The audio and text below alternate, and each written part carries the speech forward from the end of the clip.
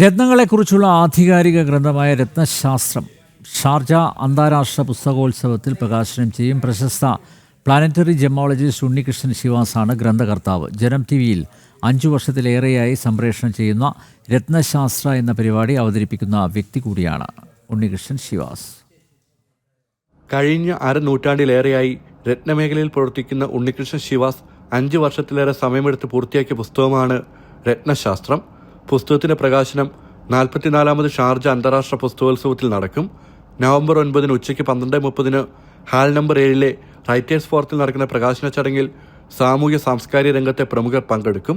നമ്മൾ അറിയപ്പെടുന്നതും അറിയപ്പെടാത്തതുമായിട്ടുള്ള 50ഓളം രത്നങ്ങളെ എങ്ങനെയാണ് ഭൂമിയിൽ ഉണ്ടാകുന്നത്, അത് മനുഷ്യൻ്റെ കയ്യിലെത്തുന്നവരെയുള്ള പ്രോസസ്സിങ്, അതുപോലെ തന്നെ രത്നങ്ങൾ ആർക്കൊക്കെ അനുയോജ്യമാണ്, രത്നങ്ങളുടെ മെഡിസിനൽ പ്രോപ്പർട്ടീസ് എന്തൊക്കെയാണ് എന്നുള്ള ഒരു ഡീറ്റെയിൽ ആയിട്ട് കൊടുത്തിട്ടുള്ള 50ഓളം രത്നങ്ങളുടെ കളർ പിക്ചറോടുകൂടി കൊടുത്തിട്ടുള്ള ഒരു ബുക്കാണ്. രത്നങ്ങൾ ധരിക്കാൻ ആഗ്രഹിക്കുന്നവർക്ക് മാത്രമല്ല, രത്നമേഖലയുമായി ബന്ധപ്പെട്ട് പ്രവർത്തിക്കുന്നവർക്കും ഒരു റെഫറൻസ് ഗ്രന്ഥമായി രത്നശാസ്ത്രം ഉപയോഗിക്കാമെന്ന് ഉണ്ണികൃഷ്ണൻ ശിവാസ് പറഞ്ഞു.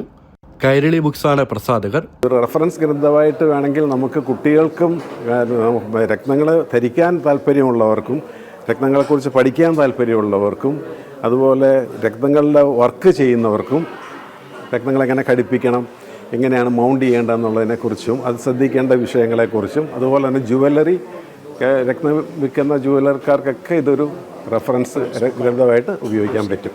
ശിവാസ് group director Ullas, Kairali books managing director O Ashok Kumar, Manoj and associates chartered account CEO doctor Manoj Edoor, Lakshmi തുടങ്ങിയവർ വാർത്താസമ്മേളനത്തിൽ പങ്കെടുത്തു.